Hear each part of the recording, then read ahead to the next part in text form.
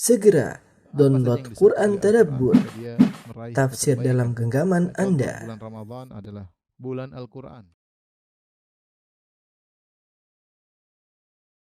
Bismillahirrahmanirrahim. Assalamualaikum warahmatullahi wabarakatuh. Alhamdulillahi ala ihsanih wa syukru lahu ala taufiqihi wa amtinani. Asyhadu an la ilaha illallah wahdahu la syarika lahu ta'ziman li sya'ni wa asyhadu anna Muhammadan abduhu wa rasuluhu da'ila ridwanih. Allahumma salli alaihi wa ala alihi wa ashabihi wa ikhwani. Para jamaah Masjid Tarbiyah Cilandak yang dirahmati Allah Subhanahu wa taala. Demikian juga para ikhwan dan akhwat yang dirahmati Allah Subhanahu wa taala. Pada kesempatan kali ini kita akan masuk pada pembahasan baru tentang Ghazwat Hunain, yaitu perang Hunain. Sampai kita akan bahas nanti Ghazwat Taif, ya. Adapun Ghazwat Hunain disebut juga dengan Ghazwat Autas, ya. Ghazwat Autas. Autas adalah nama sebuah lembah yang terletak di daerah tempat tinggal kabilah Hawazin, ya, karena disitulah mereka bermarkas, kemudian akhirnya terjadi pertempuran, ya, di Hunain.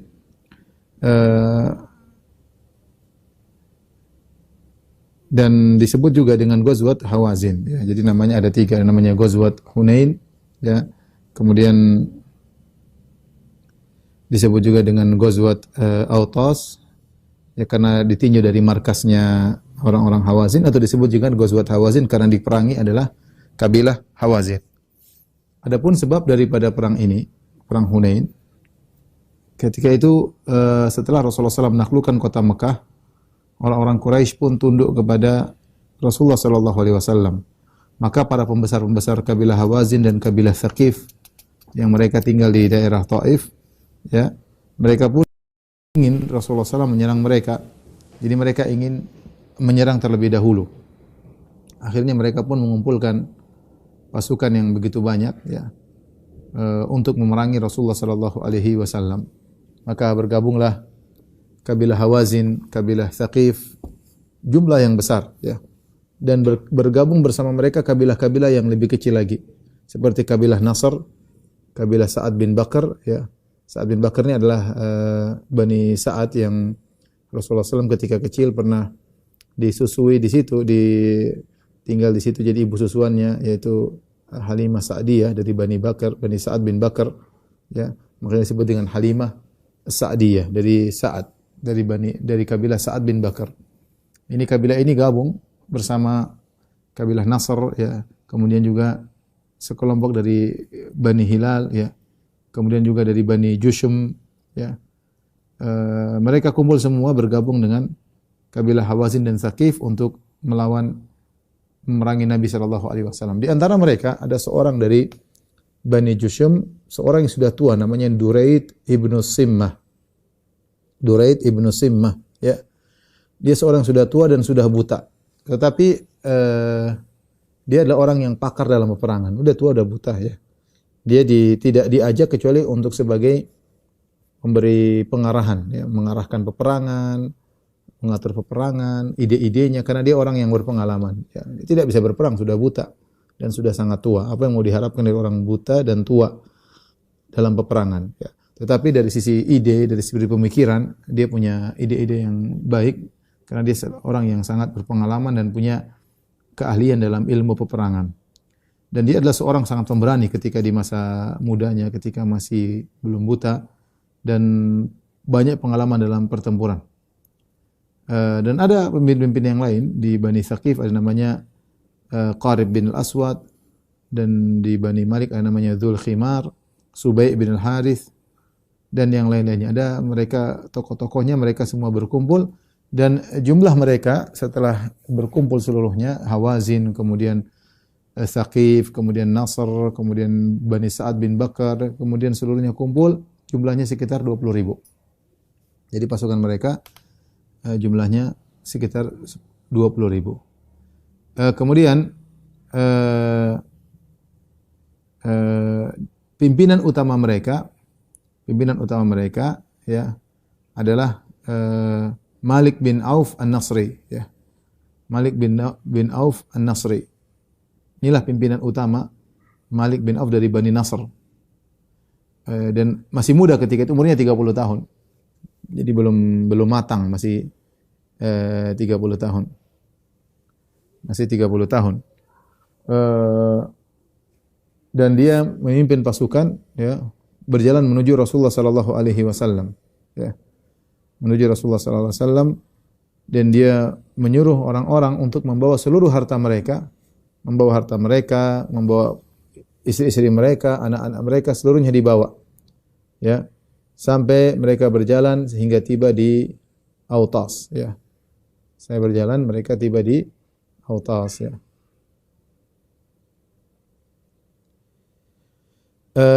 Ini adalah ide yang aneh yang diungkapkan oleh Malik bin Auf. Bagaimana mereka berperang, kemudian seluruh harta dibawa, anak, istri, kambing, onta, semuanya dibawa. Ya, harusnya berperang ya anak-anak, istri selamatkan, enggak usah ngajak anak, enggak usah anak istri, enggak usah bawa harta. Tapi ini ide konyol yang disampaikan oleh Malik bin Auf. Ya. Kemudian tatkala mereka sudah kumpul di lembah namanya Autas, maka orang semua berkumpul menuju kepada Malik bin Auf. Di antara orang-orang yang mendatangi Malik bin Auf adalah Duraid bin Simmah. Tadi kita sebutkan orang yang tua, yang mahir dalam bertempur, jagoan, tapi sudah buta. Tapi pengalaman pertempurannya banyak. Maka Duraid bin Simmah bertanya, "Bi ayyi wadin antum?" Kalian ini bermarkas di lembah mana? Lembah yang mana? Ya, di sana antara Taif itu banyak lembah di sana. Qalu bi Autas. Kami bermarkas di Autas. Maka dia mengatakan, "Ni'ma majalul khail." Ini tempat terbaik untuk kuda. La hazana dirsin, bukan tempat yang terlalu tinggi, ya, sampingnya tidak terlalu tinggi, gunungnya tidak terlalu tinggi. Wala sahla dahsin, tidak juga terlalu rendah gunungnya, sedang-sedang. Kemudian tiba-tiba dia mendengar suara onta, suara kambing, suara suara hamir, yaitu donkey, ya, keledai, ya. Kemudian suara anak-anak menangis. Dia heran, ya. Dia berkata, "Mali asma'u roga al-ba'ir wa nuhaqal hamir wa buka as-saghir wa yughar asy-sya." Ini suara apa? Kok saya dengar ada suara onta, suara keledai, ada anak-anak nangis, ada suara kambing. Ini aneh, perang kok ada suara-suara kayak gini. Orang-orang menjelaskan kepadanya bahwasanya Malik bin Auf menyuruh orang-orang untuk membawa seluruh harta mereka. Malik bin Auf, sang pemimpin utama, komandan utamanya, panglima perangnya, nyuruh orang-orang semua bawa hartanya. Istri-istri dibawa, anak-anak semua dibawa. Maka kata Duraid bin Simmah, ini ide aneh, ide konyol. Dia bilang, "Aina Malik?" Mana si Malik? Suruh ke sini. Kita bilang anak Malik masih umur 30 tahun. Belum punya pengalaman, tapi semangat luar biasa.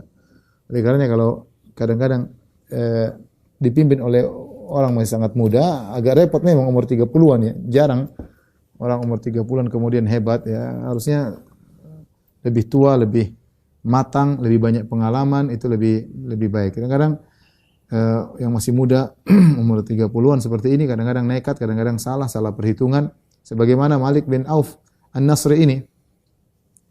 Maka Duraid bin Simmah yang sudah tua, dia bilang, "Mana si Malik? Suruh ke sini." Fadu'iya ilaihi. Maka datanglah Malik. Kemudian Duraid bin Simmah berkata, "Ya Malik, innaka qad asbahta ra'isa qaumika." Wahai Malik, engkau sekarang jadi pemimpin pasukan. Kau adalah panglima mereka. Wa inna hadha yaumun kainun lahu ma ba'dahu minal ayyam. Ini adalah hari yang berat, ya. Tidak ada lagi hari peperangan seperti ini. 20.000 lawan pasukan kaum muslim. Ini ngumpul manusia banyak, 20.000, enggak sedikit. Ini perang akan dahsyat, tidak akan ada peperangan seperti ini lagi.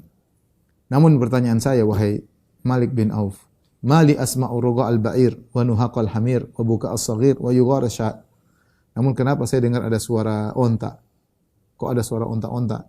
Kok ada suara keledai-keledai? Kok ada suara anak-anak nangis? Kenapa ada suara kambing, mbek-mbek? Ya. Apa kata Malik bin Auf? Suktu ma'an nasi amwalahum abna'ahum wa nisa'ahum.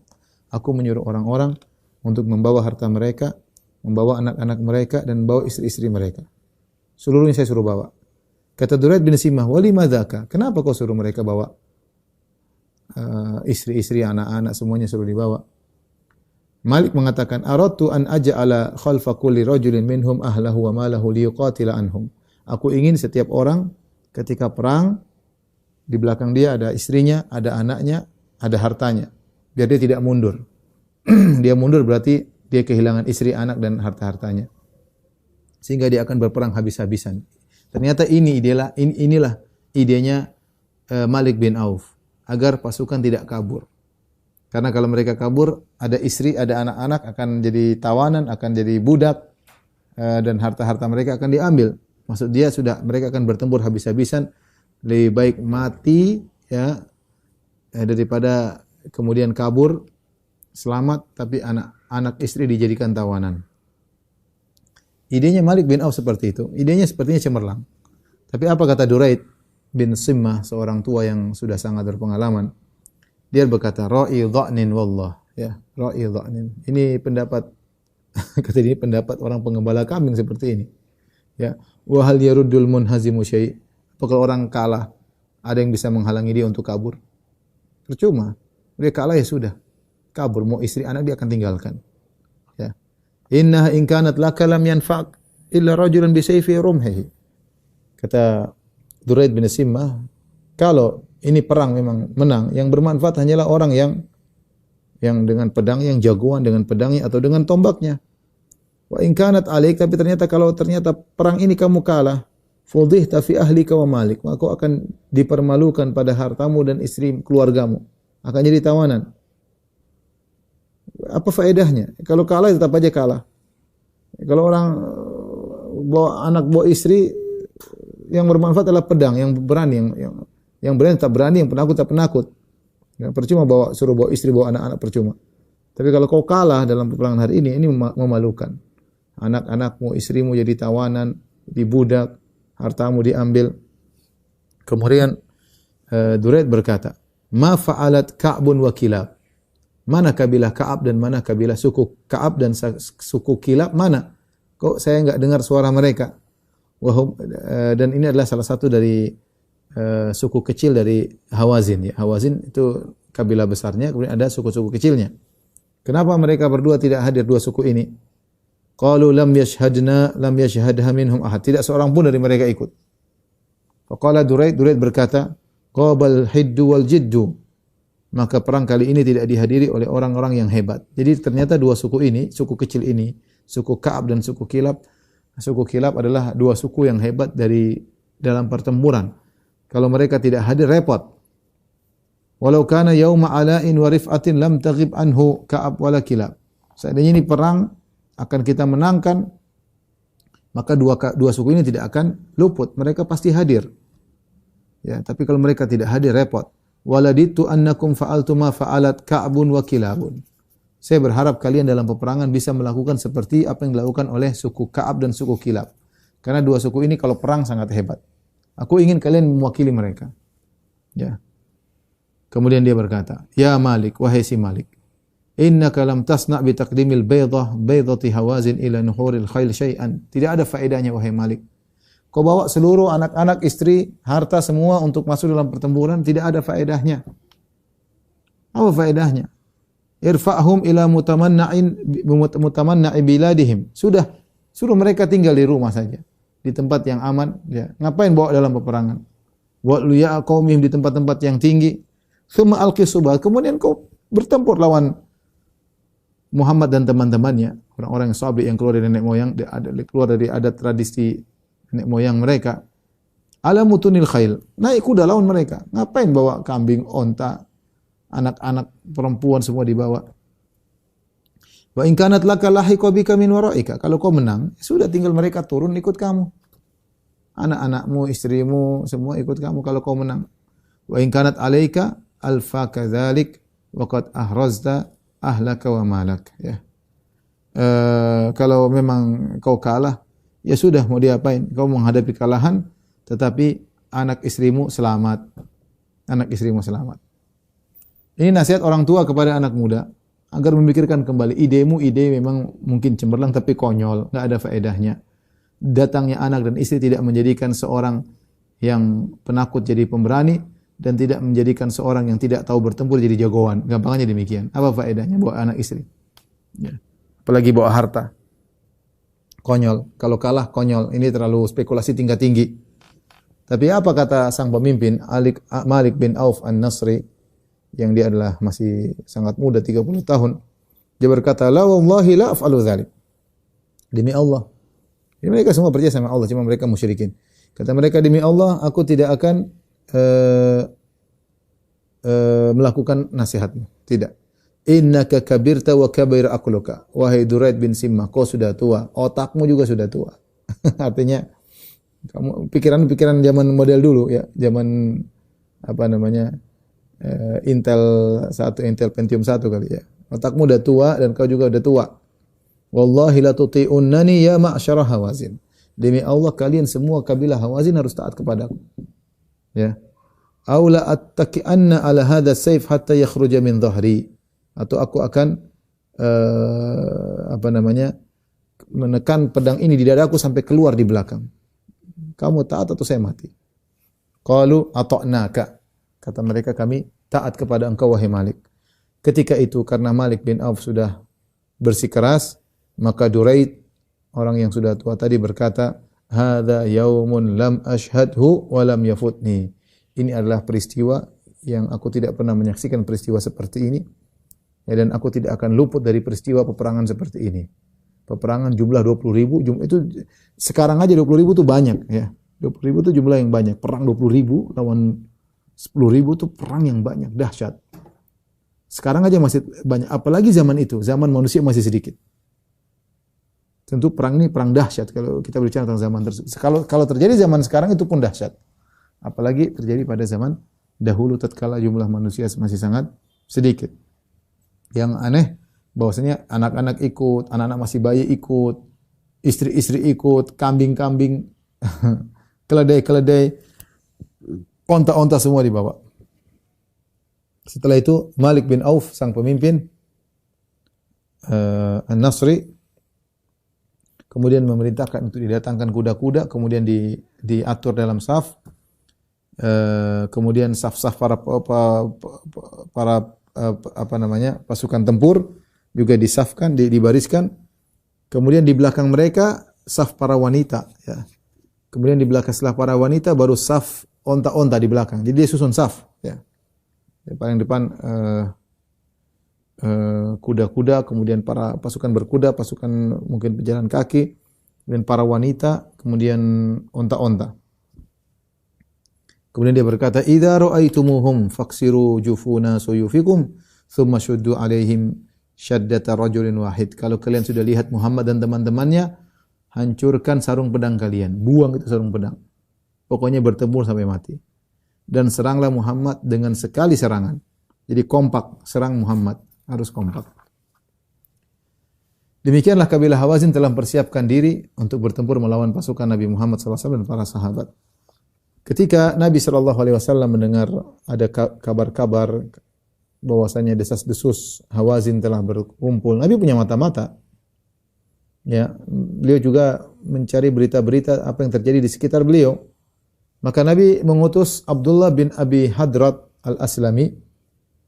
Kemudian Nabi menyuruh dia untuk ngecek.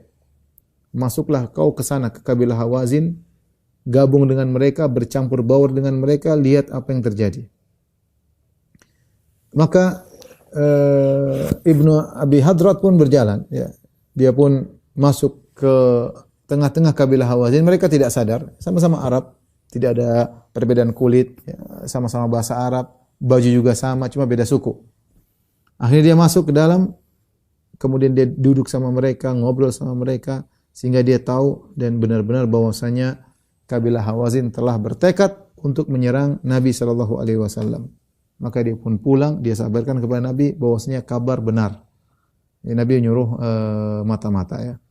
Dan kita tahu bahwasanya Nabi tidak tahu ilmu gaib, Nabi tidak tahu apa yang terjadi, makanya Nabi suruh cek, ya. Nabi tidak mengatakan sebentar. Oh iya benar, tidak. Nabi suruh orang untuk cek.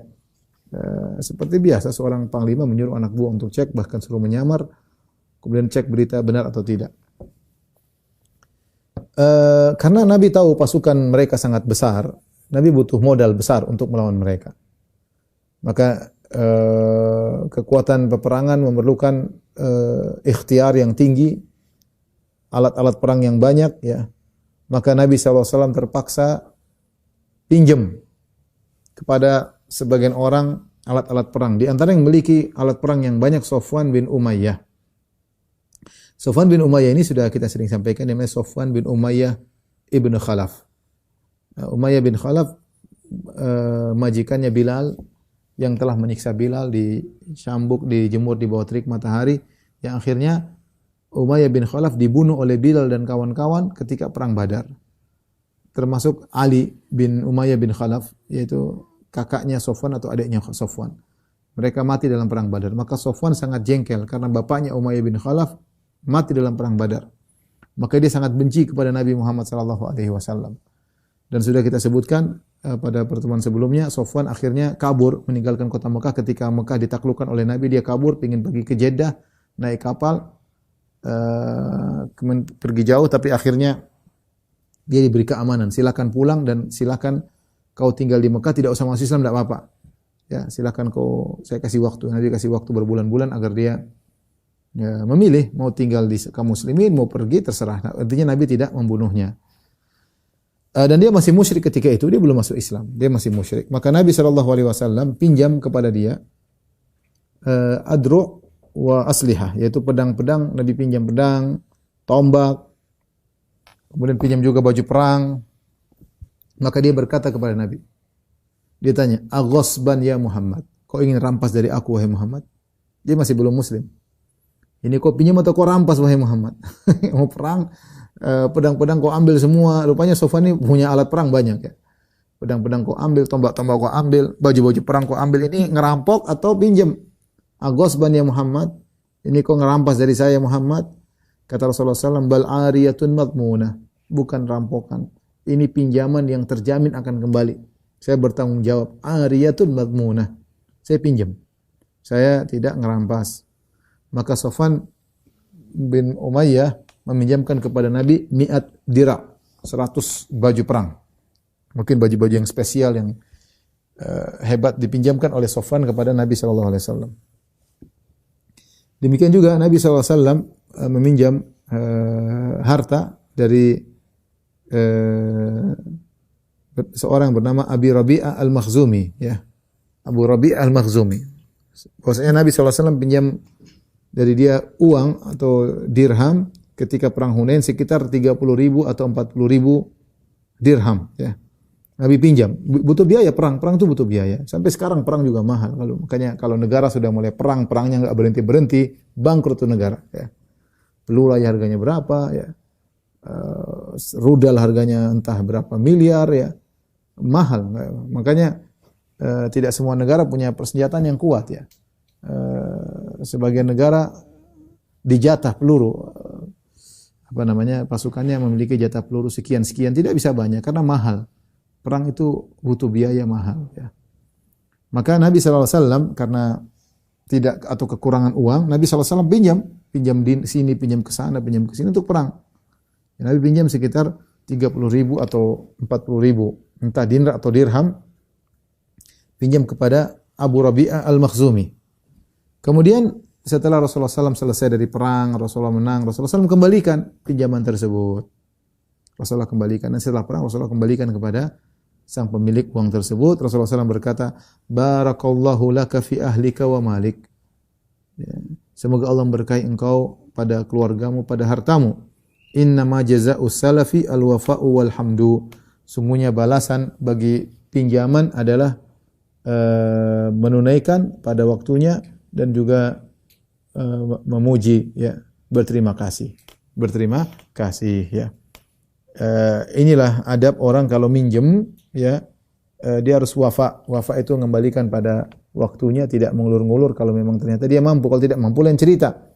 Dan berterima kasih, ya. Orang, saya bilang apalagi zaman sekarang ada orang minjamkan duit sama kita, itu orang baik, ya. Apalagi kalau ngasih, ya. Kalau minjamkan saja itu sangat baik. Sekarang orang pegang uang, apalagi zaman pandemi sangat sulit. Kita bukan zaman pandemi saja, kalau ada yang minjamkan uang sama kita itu orang baik, ya. Dia sudah meletakkan uang, dia percaya sama kita, dan kadang-kadang belum tentu dia tahu ini kembali atau tidak. Maka kita sebagai yang minjem harusnya tahu diri, terima kasih.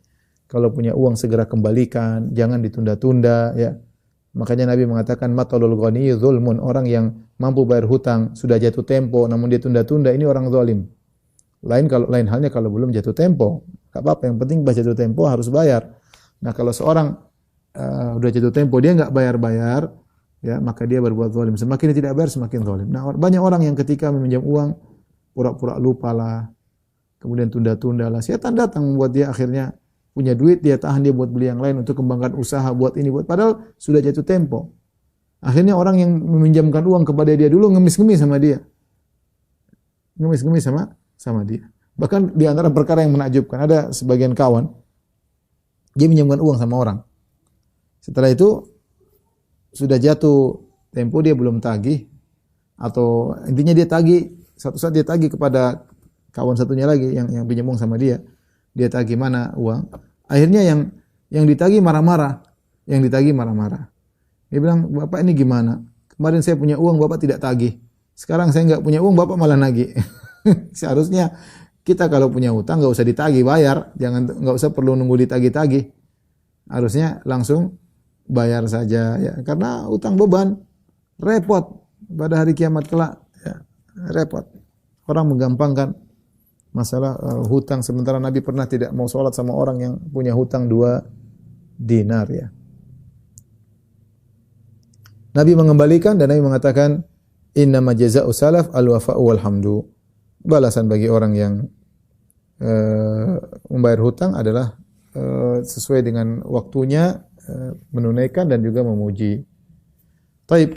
Jadi ini saya beri gambaran bahwasanya kondisi kaum muslimin tidak masih kekurangan sehingga harus minjam ini, minjam anu. Kemudian setelah Rasulullah SAW semua persiapan, Rasulullah SAW berangkat menuju Hunain. Ya. Rasulullah SAW tinggal di Mekah sekitar 19 hari. Setelah 19 hari Rasulullah SAW keluar menuju Hunain pada hari Sabtu. Ya. Itu tinggal itu di bulan Syawal. Ya, ya di bulan Syawal tahun 8 Hijriah. Kemudian Rasulullah SAW menggunakan Attab bin Asid sebagai amir di Mekah. Dan ia adalah amir yang pertama dalam Islam di Mekah. Ya. Karena Mekah baru saja ditaklukkan oleh Nabi. Sebelumnya Darul Kufur. Sebelumnya tempatnya orang musyrikin. Dan Nabi SAW ketika berangkat menuju ke Hunain, Nabi menugaskan seorang namanya Attab bin Asid sebagai pengganti Nabi, amir di kota Mekah. Dan bersama Nabi 12.000 pasukan. Ingat, musuh 20.000, Nabi 12.000. 10.000 adalah pasukan yang datang bersama Nabi dari Madinah menuju Mekah untuk menaklukkan kota Mekah. Adapun 2.000 tambahan adalah orang-orang yang at-tulaqa, yang baru saja dibebaskan oleh Nabi dan mereka baru saja masuk Islam. Mayoritas mereka baru masuk Islam dan Islam belum bercokol dalam hati mereka dengan baik. Ya.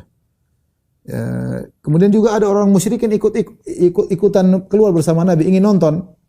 Orang musyrikin yang Rasulullah izinkan mereka untuk tinggal di Mekah bersama Nabi. Di antara orang musyrikin tersebut Safwan bin Umayyah. Safwan bin Umayyah, ya. Ikut juga, ingin ikut. Nanti Rasulullah akhirnya kasih hadiah berupa onta yang banyak. Akhirnya dia masuk Islam. Tapi dia ikut. Di antaranya Suhail bin Amr. Suhail bin Amr dan juga yang lainnya. Suhail bin Amr juga belum masuk Islam. Inilah pasukan terbesar yang pernah keluar bersama Nabi. 12.000 pasukan. Ya. Kemudian karena jumlahnya begitu banyak keluar, sampai ada sebagian orang ngomong, lan nuglabal yauma min qillah. Kita tidak bakalan kalah. Dengan sebab jumlah sedikit, kita karena jumlah kita banyak. Kita tidak akan kalah karena faktor jumlah sedikit. Ya. Karena apa? Jumlah kita banyak. Nabi mendengar hal tersebut dan ini berat bagi Nabi SAW. Karena ini ujub terhadap jumlah yang banyak. Ya, karena mereka tahu bagaimana kaum muslimin perang dengan jumlah yang sedikit, menang dalam perang Badar jumlah cuma 300 mengalahkan 1.000. Dalam perang Uhud 700 lawan 3.000 tapi bisa bertahan. Ya. Kemudian juga dalam Khandaq 2.000 tapi 10.000 bisa porak-poranda. Ini sekarang 12.000. Meskipun musuh 20.000, tapi 12.000 pasukan yang kuat. Sehingga mereka mengatakan kita nggak bakalan kalah. Nah, ketika itu Nabi merasa berat dengan perkataan tersebut. Ini menunjukkan, dan ini diucapkan oleh orang yang baru masuk Islam, menunjukkan tawakal kepada sebab, tawakal kepada materi. Ya, bukan kepada pencipta materi tersebut, bukan kepada Allah Subhanahu wa taala. Ya.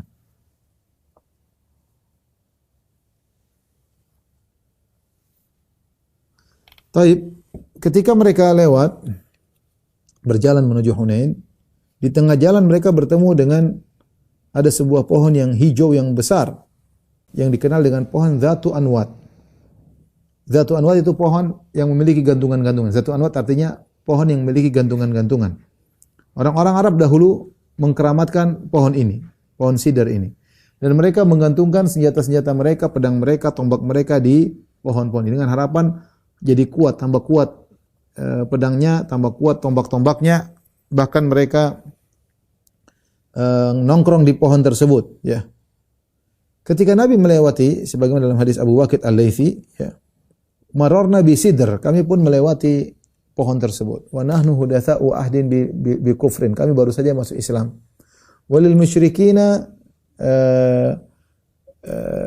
dan orang-orang musyrikin punya pohon yuqalu laha Dzatu Anwat, disebut dengan pohon Dzatu Anwat, itu pohon yang memiliki gantungan-gantungan. Ya, mereka gantung senjata mereka untuk mencari keberkahan. Ini pohon keramat. Kemudian tiba-tiba ada sebagian dari kaum muslimin berkata, "Ya Rasulullah, ij'alana dzata anwatin kama lahum dzatu anwat." Ya Rasulullah, kalau bisa bikin juga kita punya pohon yang bisa kita gantung-gantungin juga sebagaimana mereka juga memiliki pohon yang buat digantung-gantung, ya. Ya, mereka juga punya pohon yang dibuat untuk digantung-gantung. Kita juga ingin punya pohon seperti itu, pohon keramat. Sebagaimana mereka juga punya pohon yang dikeramatkan. Dan ini permintaan kesyirikan. Maka Nabi SAW kaget, Nabi berkata, Allahu Akbar. Allahu Akbar. Qultum walladhi nafsu Muhammadin biyadihi kama qala qaumu Musa li Musa. Sungguh apa yang kalian ucapkan itu sama seperti perkataan kaum Musa kepada Nabi Musa, ij'al lana ilahan kama lahum alihah qala innakum qaumun tajhalun. Jadikanlah bagi kami Tuhan sebagaimana mereka memiliki Tuhan, sesembahan. Innahas sunan. Sungguhnya ini adalah jalan-jalan toreko-toreko orang-orang terdahulu, ya, kesyirikan-kesyirikan, mengkeramatkan pohon-pohon. Latarkabunna sanana man kana qablakum sunnatan atau sunnatan. Sungguh kalian akan mengikuti langkah-langkah tradisi-tradisi umat-umat terdahulu satu persatu. Kalian akan ikuti persis seperti mereka. Jadi ini contoh kesyirikan yang dilakukan oleh kaum musyrikin, mengkeramatkan sebagian pohon. Dan kaum muslimin yang baru masuk Islam, mereka enggak ngerti kalau itu syirik, sehingga mereka bilang, kami juga ingin punya seperti itu ya Rasulullah. Bikinkan bagi, niat mereka baik. Tapi ternyata permintaan mereka untuk punya pohon yang itu adalah pohon keramat adalah permintaan kesyirikan. Nabi mengatakan sama seperti perkataan orang-orang kaum Nabi Musa kepada Nabi Musa, ij'al lana ilahan kama lahum alihah. Jadikanlah bagi kami sesembahan sebagaimana mereka punya sesembahan-sesembahan. Nabi tegur, ya. Namun mereka diberi uzur karena mereka baru masuk Islam, tidak ngerti, padahal mereka minta kesyirikan. Ya, Nabi tidak mengatakan kalian kafir, enggak, tapi karena mereka baru masuk Islam, mereka tidak ngerti. Nabi cuma ingatkan ini adalah kekufuran, sama seperti minta dijadikan Tuhan.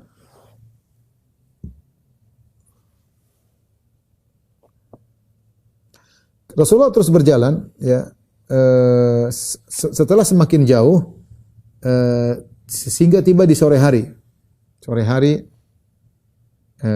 Kemudian tiba waktu sholat.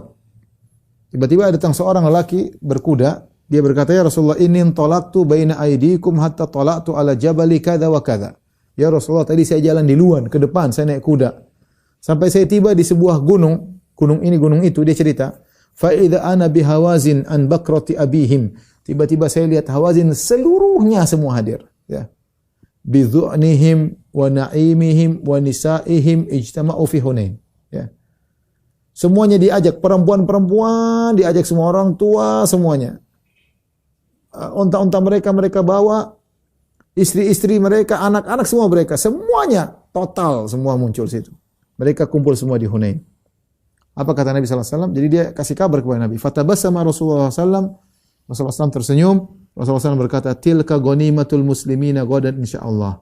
Besok itu adalah jadi ghanimah bagi kaum muslimin, harta-harta yang mereka bawa. Sudah sampai sini sudah di malam hari, ya. Kemudian di malam hari Rasulullah SAW berkata, man yahrusuna lailata, siapa menjadi penjaga kita malam ini? Faqala Anas bin Abi Mirsad al-Ghanawi. Anas bin Abi Mirsad al-Ghanawi berkata, ana ya Rasulullah, aku akan menjadi penjaga hari ini, malam ini. Faqala Rasulullah SAW, farkab, kalau gitu naik kudamu. Dia pun naik di atas kudanya, kemudian datang kepada Nabi SAW. Rasulullah SAW berkata, istaqbil hadha syi'ab, pergilah kau ke arah syi'ab. Syi'ab itu adalah jalan di antara gunung-gunung. Syi'ab adalah jalan di antara gunung-gunung. Hatta takuna fi a'lahu, sampai kau naik di atas jalan tersebut, jalan di sela-sela gunung. Wala tanzil min farasika lailat, jangan sekali-sekali kau turun dari kudamu malam ini. Tetap bertahan sampai subuh. Berjaga di situ. Ya, begadang, jangan kau turun dari kudamu. Ya.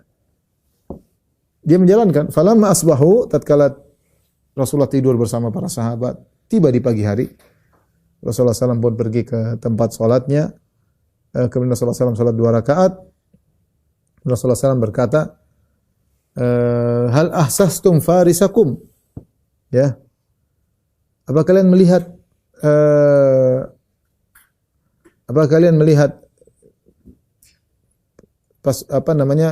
si Anas bin Abi Marsad yang dia termasuk pasukan berkuda, penjaga kalian, mana dia? Qalu ya Rasulullah ma ahsasnahu, kami tidak melihatnya Rasulullah. Fathuwiba bis salat, maka diikomatkan salat. Jadi Rasulullah SAW salat 2 rakaat sebelum subuh. Kemudian setelah itu diikomatkan salat. Kemudian Rasulullah SAW salat, faja'ala Rasulullah SAW wa huwa yusalli yaltafitu ila syi'ab. Rasulullah SAW salat sambil menengok ke arah syi'ab, melihat ke arah jalan di antara 2 gunung yang Nabi suruh Anas bin Abi Marsad berjaga di situ. Hatta idza qada salatahu, setelah Rasulullah SAW salat subuh, Rasulullah SAW berkata, ini boleh seorang kalau dalam salat sambil melihat, kalau ada keperluan tidak jadi masalah, keperluan mendesak, ada sesuatu yang berbahaya, apalagi salat khauf, apalagi dalam peperangan, ya tidak jadi masalah. Maka Rasulullah SAW berkata, abshiru faqad ja'akum farisukum, bergembiralah pasukan berkuda yang kalian telah datang, yaitu penjaga kalian semalam telah datang. Faja'alna nanzuru ila khilali syajar fi syi'ab, kami pun berusaha melihat mana si Anas bin Abi Mirsad ini. Tiba-tiba dia datang. Kemudian dia datang sampai dia berdiri di depan Nabi SAW, dia beri salam.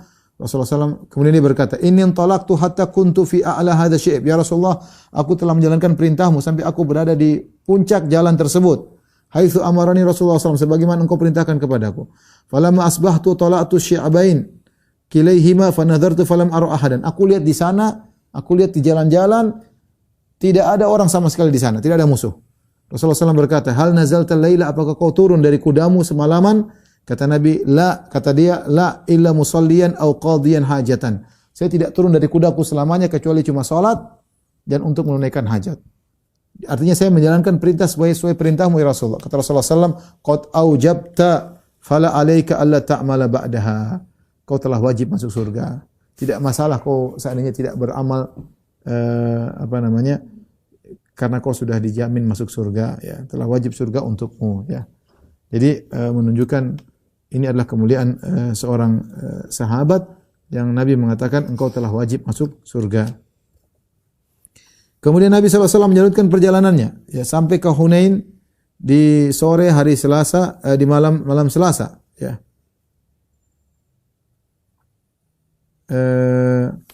Itu di bulan Syawal, ya. Kemudian Rasulullah SAW mempersiapkan pasukan.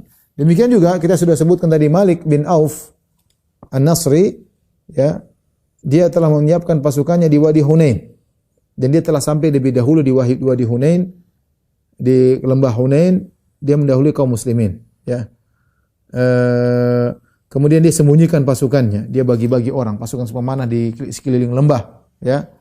Dan dia menyuruh untuk kalau kaum muslimin masuk, maka lempar rame-rame atau panah, lepaskan semua anak panah, sekali panas rame-rame. Sudah dia rencanakan. Ya. Kemudian di waktu itu maka Nabi Shallallahu Alaihi Wasallam pun mempersiapkan pasukan, mengatur pasukan ya. Kemudian Rasulullah mengatur saf-saf yang teratur. Rasulullah SAW naik ontanya, begolnya yang berwarna putih. Ya, dan Rasulullah pakai 2 baju perang. Rasulullah SAW pakai helm, ya, mighfar. Kemudian Rasulullah SAW menghadap ke pasukan. Kemudian Rasulullah SAW berjalan Tawaf Alim. Rasulullah SAW mengitari pasukan 12.000. Kemudian Rasulullah SAW memerintahkan mereka dan menyemangati mereka untuk perang. Ya, dan Rasulullah SAW menyuruh mereka untuk sabar dan tulus dalam bertempur.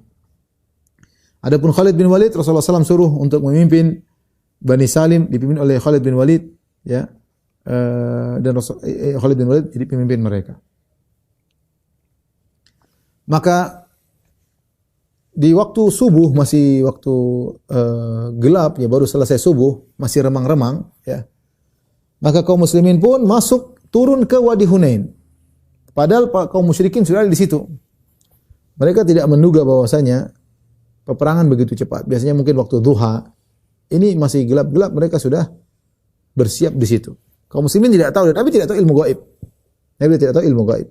Maka kaum muslimin pun turun ke lembah Hunain, dan turunnya agak cepat karena lembahnya itu agak apa namanya? Turunannya agak terjal, ya. Ya, agak curam. Ya.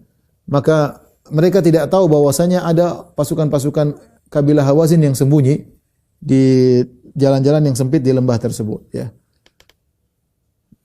Kemudian akhirnya ketika mereka turun, ya, tiba-tiba datang serangan luar biasa, hujan anak panah tiba-tiba menyerang mereka, ya. Ketika tiba-tiba datang hujan anak panah begitu banyak tanpa persiapan dari kaum muslimin, mulailah kaum muslimin kabur, ya. Kabur dari lokasi, ya. Terutama at-tulaqa, terutama 2.000 orang yang baru masuk Islam. Iman mereka belum kokoh, ya. Mereka pun kabur, ya. Dalam Sahih Muslim, Al-Bara' bin Azib berkata, "Falaku qauman rumatan la yakadu yasqutu lahum sahmun, farashaquhum rashqan, ya. Ma yakaduna yukhti'un." Tiba-tiba mereka mendapati pasukan yang begitu banyak dan mereka langsung memanah dan hampir panah mereka tidak salah, semuanya jago panah. Tiba-tiba hujan anak panah menyerang kaum muslimin. Ya.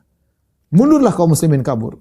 Ketika itu Abu Sufyan, ya, ada di situ, dia lihat kondisi, dia baru masuk Islam. Ada juga Sufyan bin Umayyah, juga belum masuk Islam. Hakim bin Hizam, juga belum masuk Islam. Kemudian sekelompok dari Ahlu Makkah, mereka bersembunyi di sebuah tempat agak bukit, kemudian mereka menyaksikan pertempuran tersebut. Kemudian di antara mereka ada seorang namanya Kaldah bin Ibnu Al-Hambal. Kaldah Ibnu Al-Hambal, dan dia adalah saudara seibu dengan Sofwan bin Umayyah. Bapak mereka berbeda tapi ibu mereka sama. Kemudian Kaldah ini berkata, ya, dia masih musyrik ketika itu, belum masuk Islam. Nanti dia masuk Islam, tapi ketika dia masih musyrik dia berkata, "Ala batala sihrul yauma." Kata dia, sihir kali ini akan hancur. Memang Muhammad penyihir, dia menganggap Muhammad penyihir. Bila Muhammad akan kalah kali ini. Sudah gimana? Sudah kejebak di lembah, pasukan pemanah sudah menyerang, udah kalah. Kata dia kalah. Ini sihir hancur hari ini. Sihirnya Muhammad hancur. Sofwan bin Umayyah, saudara seibunya, berkata, "Uskut faddallahu fak." Diam kau. Ya, enggak usah ngomong kayak gitu, ya. Allah merobek mulutmu. Fallahi la an yarubbani rajulun min Quraisyin ahabbu ilayya min an yarubbani rajulun min Hawazin. Demi Allah, saya dikuasai oleh seorang Quraisy seperti Muhammad lebih saya sukai daripada dikuasai oleh orang dari Hawazin. Kesukuan. Tapi wallahu alam, ini ucapan Sofwan bin Umayyah, seakan-akan dia bela Nabi, padahal dia masih musyrik. Seakan-akan ada kecenderungan kepada, mulai ada kecondongan. Tadinya dia sangat benci Nabi. Yang dia cita-citakan bagaimana Nabi bisa mati. Itu cita-citanya. Ya, karena Nabi yang membunuh bapaknya, artinya dengan anak buah Nabi, maksudnya bapaknya, kakaknya, keluarga mati semuanya gara-gara Muhammad SAW. Tapi karena sifat baik Nabi, dia tadinya mau kabur, takut dibunuh. Nabi tadi mengatakan, bunuh dia dimanapun kalian berada. Pokoknya Sofwan bin Umayyah darahnya halal, tetapi ternyata Nabi maafkan. Nabi suruh dia tinggal di Mekah. Meskipun tidak usah masuk Islam, enggak ada masalah. Bahkan Nabi SAW pun minjem, tidak merampas hartanya. Harusnya kan dirampas, boleh. Kan perang boleh kabur, hartanya dirampas, tapi Nabi tidak ambil harta dia. Bahkan Nabi suruh dia balik ke Mekah, hartanya diberikan kepada Safwan. Bahkan Nabi pinjam. Makanya waktu Nabi pinjam alat-alat perangnya, dia mengatakan, "Ghasbun ya Muhammad, kau rampas hartaku," kata Rasulullah SAW, "bal ariyatun matmunah." Tidak, ini pinjaman dan tanggung jawab, saya akan kembalikan. Di situ dia ada kecenderungan kepada Nabi SAW, sehingga ketika saudaranya berkata, "Habis Muhammad kali ini," kata dia, "Jangan kau bilang begitu, Allah akan merobek mulutmu. Saya lebih suka dikuasai oleh Muhammad daripada dikuasai oleh kabilah Hawazin dari Taif. Enggak mau saya." Ada kesukuan dan ada kecenderungan kepada Rasulullah SAW. Ketika orang-orang kabur, Rasulullah SAW pergi ke arah kanan dan dia tetap bertahan, dan hanya orang sedikit yang bertahan bersama Nabi dari kalangan Muhajirin Ansar dan dari Ahlul Bait. Di antara yang bertahan bersama Nabi ada Abu Bakar, ada Umar, ada Ali bin Abi Thalib, ada Al-Abbas bin Abdul Muttalib, ada anaknya Al-Abbas Fadl bin Abbas, ada Abu Sufyan bin Harith, sepupu Nabi SAW. Ada Rabi'ah bin Harith, sepupu Nabi juga. Ada Aiman ibnu Ubaid, yaitu anaknya Ummu Aiman, pengasuh Nabi SAW. Ada Usama bin Zaid. Maka Rasulullah SAW berteriak, "Ilayya ayyuhan nas, halumu ilayya, ana Rasulullah, ana Muhammad bin Abdullah." Rasulullah bilang, "Wahai, kemari kepadaku, gabung kepadaku, wahai para sahabatku, wahai manusia, kemarilah. Aku adalah Muhammad bin Abdullah." Namun enggak ada yang dengar. Semua kabur, orang ketakutan. Hujan anak panah, tiba-tiba dadakan. Mereka menyangka belum mulai perang, tahu-tahu tiba-tiba dihujani dengan iman mereka enggak begitu kuat baru masuk Islam, mereka kabur. Tatkala tidak ada yang datang menuju Nabi SAW, maka Nabi pun naik di atas begolnya, kemudian Nabi pun maju, dia kencangkan begolnya. Begol adalah hasil persilangan antara kuda dengan himar, disebut dengan baglah atau begol bahasa kita. Maka Nabi justru maju dengan menggerakkan begolnya ke arah kaum musyrikin. Nabi tidak mundur, Nabi malah maju. Nabi kemudian berkata, "Ana nabiyyu la kadzib, ana ibnu Abdul Muttalib." Aku adalah nabi dan aku tidak dusta. Dan aku adalah putra dari Abdul Muttalib. Kenapa Nabi tidak mengatakan ana ibnu Abdullah? Ya, bapaknya Abdullah, tapi Nabi menisbahkan kepada kakeknya ana ibnu Abdul Muttalib karena Abdul Muttalib yang terkenal penguasa kota Mekah. Lagian dia umurnya tua, adapun Abdullah masih muda meninggalnya. Ya, Nabi kemudian memberi semangat, "Saya putranya, cucunya Abdul Muttalib." Nabi maju ke depan. Ya. Al-Abbas pamannya Nabi SAW pegang itu tali kekang begol tersebut. Ya, Abu Sufyan bin Harith memegang rikapnya, itu memegang tempat naiknya, dipegang, ditahan. Ya, karena Nabi cepat sekali, bahaya. Padahal Nabi menuju kaum musyrikin sangat berbahaya. Ya. Sementara Nabi sendiri mau maju. Ya. Jadi mereka tahan-tahan. Dan ini semua menunjukkan bagaimana beraninya Nabi SAW. Bayangkan Nabi naik begol, bukan kuda. Kemudian pasukan sudah mundur. Sementara hujan panah maju ke depan. Tapi Nabi thiqah dengan Allah, percaya kepada Allah bahwasanya Allah akan kasih kemenangan. Maka Nabi tetap maju. Padahal namanya begol tidak layak, tidak untuk kabur kalaupun ada apa. Beda dengan kuda. Kuda kalau kabur cepat, begol jalannya pelan. Tapi Nabi SAW tetap maju, ya. Dia meyakini janji Allah Subhanahu wa taala, ya. Bahkan dia maju ke depan. Bahkan Nabi SAW turun dari begolnya, kemudian dia berdoa kepada Allah, "Allahumma nazzil nasrak," ya Allah turunkanlah pertolonganmu. "Allahumma intasha an la tu'bad ba'dal yaum." Kalau kau berkehendak kau tidak akan disembah lagi setelah ini, tapi kau berkehendak untuk disembah, intinya. Maka Rasulullah SAW berdoa kepada Allah Subhanahu wa taala, "Allahumma bika uhawil wa bika usawil," yaitu aku bergerak karena Engkau ya Allah, wa bika uqatil, dan karena Engkau aku berperang. Ya. Maka Rasulullah SAW berperang, bertemu dengan kaum musyrikin. Kemudian Rasulullah SAW bertempur bersama para sahabat yang sedikit yang bersama Nabi Shallallahu Alaihi Wasallam. Namun Nabi paling depan.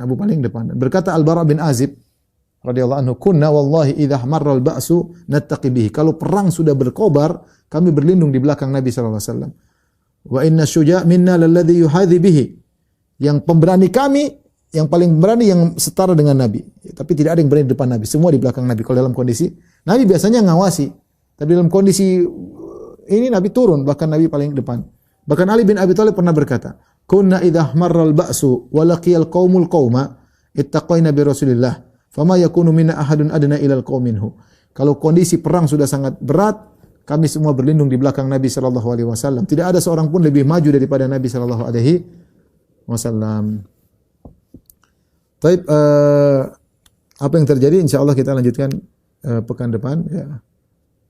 Sampai di sini saja kajian kita ya. Allah alam bisawab, demikian saja kajian kita.